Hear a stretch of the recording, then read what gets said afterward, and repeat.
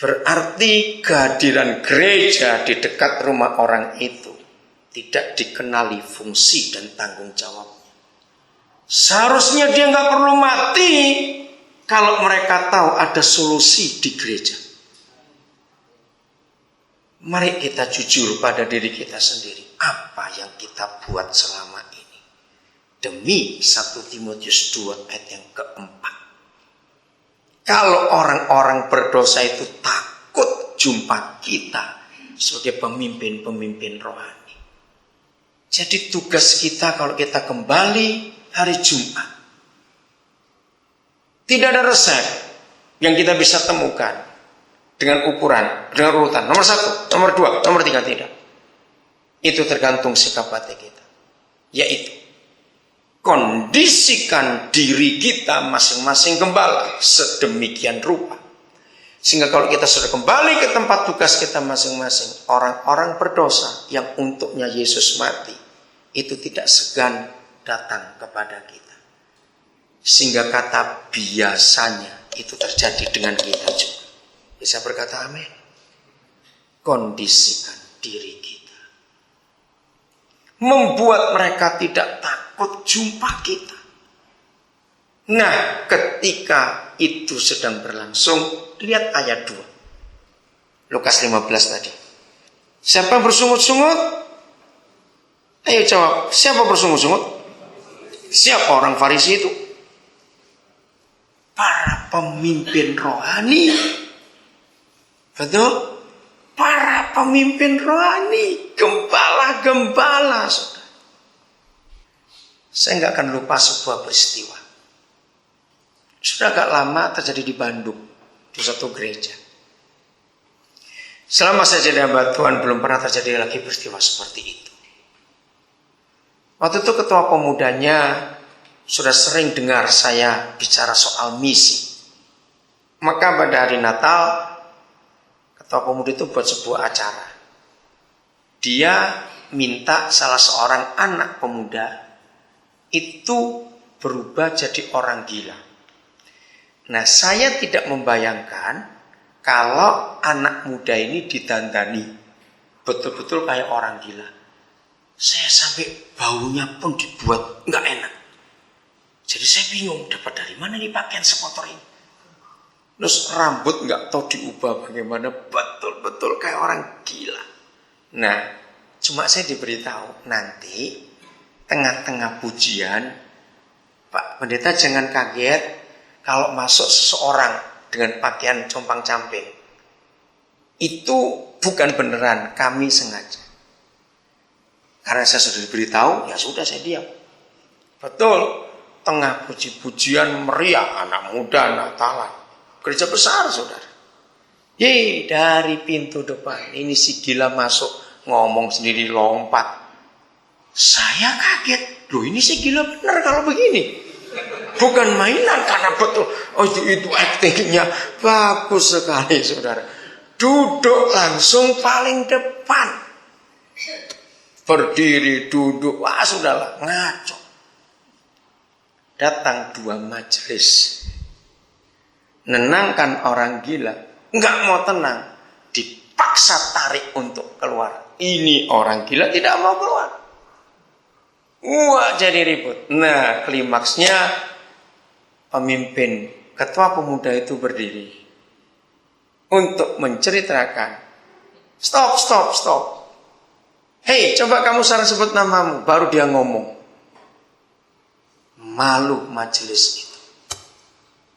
Urusannya berbulan-bulan gak selesai. Rapat majelis berbulan-bulan. Karena majelis merasa dipermalukan. Padahal ketua pemuda menjelaskan ini cuma sandiwara. Tapi harus kan bilang. Loh kalau bilang itu bukan sandiwara dong. Saudara, dari situ saya belajar.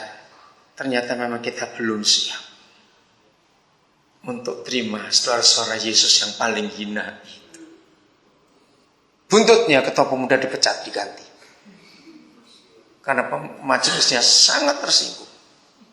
Saya ikut jadi penengah, tapi saya nggak punya hak apa-apa. Saya cuma ngomong, tetap tidak bisa terima. ini mempermalukan kami. Ya sudah, berbulan-bulan kasus itu. Ketika setiap kali saya ingat peristiwa itu, ayo kita ajari jemaat kita yang Tuhan percayakan. Kalau tema besarnya kok hilang? Apa tadi tema besarnya? Mana tadi temanya? Sini nggak ada. Apa? Aku dan gerejaku menjadi berkat bagi masyarakat. Karena di sini nggak ada. Aku dan gerejaku menjadi berkat bagi masyarakat. Ya sudah. Ayo kita jadi berkat. Masyarakat kita sekarang yang terbesar jumlahnya adalah masyarakat yang tertindas. Betul enggak? Yang susah. Saudara, aduh. Kalau kita lihat orang sakit dan miskin, saudara, tinggal tunggu matinya aja toh. Mau berobat kemana? Sekarang mahal begini. Tadi saya duduk itu sibuk karena saya lagi ngurus 2 orang. Satu dari Nabire. Aduh, sampai tadi bilang, gimana ya? Tapi tim ini berkata, tapi orang ini imannya kuat. Dia orang dari Kalimantan Timur. Pindah ke Nabire jadi guru kami. Malaria kena terus. Nah, dia itu pengen cepat sembuh. Rupanya obatnya dimakan terlalu banyak. Karena pengen cepat sembuh. Akhirnya Desember yang lalu levernya terganggu. Karena dihantam obat malaria keras memang. Nah, kami pikir cuma sakit liver biasa. Saudara, jadi kami sudah pakai temulawak secara tradisional obat apa saja. Nah, pertengahan April yang lalu kok makin parah. Akhirnya 2 minggu yang lalu kami bawa ke Makassar, yang paling dekat dengan Papua. Nah, 2 hari yang lalu divonis dokter, tidak ada harapan. Dia sudah kena serosis, liver sudah membatu. Satu-satunya jalan adalah transplant hati. Anaknya bisa kecil-kecil, 3 orang. Aduh, saya pikir Tuhan bagaimana ini? Tadi ini baru dipulangkan dari rumah sakit, karena bilang dokter nggak bisa, terlalu parah. Tapi yang hebat, tadi saya dengar imannya yang hebat.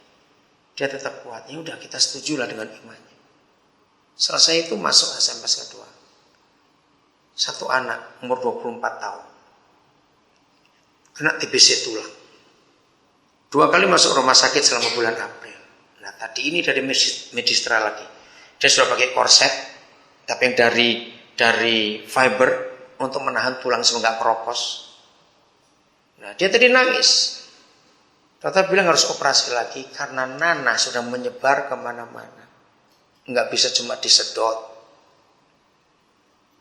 Betul-betul saya nggak bisa mikir gimana ini. Nah, lihat keadaan. Kalau saya cerita ini, setan itu makin kurang ajar sekarang. Mengapa setan makin kurang ajar? Jawabannya karena Injil tidak menang. Betul tidak? Kalau Injil itu jaya, setan itu pasti kalah. Nah, masyarakat kita itu seperti ini. Kalau tema kita, aku dan gerejaku, menjadi berkat, menjadi jawaban bagi masyarakat, ya kita harus ngurus mereka. Nanti kita akan lihat ayatnya. Saya teruskan dulu ke sini. Jadi para imam dan ahli Taurat, orang Farisi itu bersungut-sungut ketika mereka tahu Yesus ngomong dan makan dengan orang-orang itu. Baru di ayat 3. Dikira Tuhan Yesus gak dengar, diomongin dalam hati, kan cuma ngerutu. Saya sering berkata kepada orang-orang yang baru kenal Tuhan Yesus itu Bapa di surga juga.